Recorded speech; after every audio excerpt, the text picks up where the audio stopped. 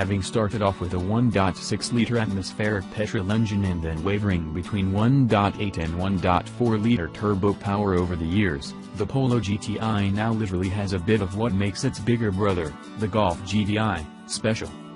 Namely, VW's EA888 Type 2.0-liter Turbo 4, which powers the current Golf GTI, albeit in a higher state of tune, and which develops 197 bhp and a particularly punchy-sounding 236 pounds-foot. That beats the latest Mini Cooper S for power and torque, and it's got both a Ford Fiesta ST and a Renault Clio RS licked for outright mid-range pulling power too. Not a bad start.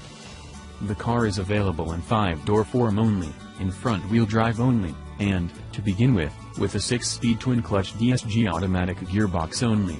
A manual gearbox is joining the range later this year. Further downstream in the drivetrain, where others in the class now offer proper mechanical limited-slip differentials, VW sticks with what it describes as an XDS electronic differential lock. Which, you've guessed it, isn't a locking differential at all, although, confusingly, the one described as XDS Plus on bigger VW Group hot hatchbacks is exactly that. XDS is actually torque vectoring by braking across the front axle delivered by an extension of the car's stability control software. We'll see how well it works in due course.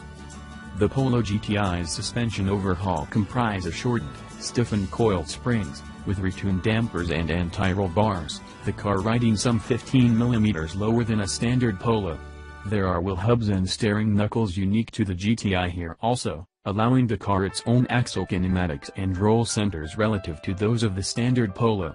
Suspension is bi-struts up front and a twist beam axle at the rear, as is common among hot superminis. Meanwhile, selective dampers, which can be switched between preset normal and sport settings, are standard on UK cars, although they're a cost option in other markets. Also standard are 17-in alloy wheels, surrounding enlarged brake discs front and rear. They can be upgraded to 18s at extra cost.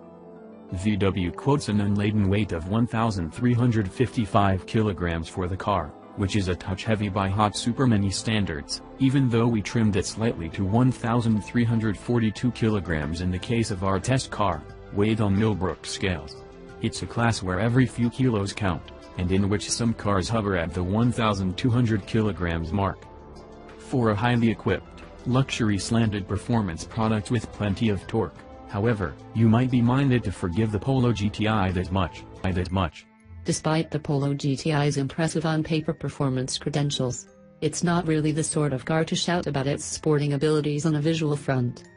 As with the hot supermini's exterior, the approach VW's designers have taken to its cabin is on the side of conservatism.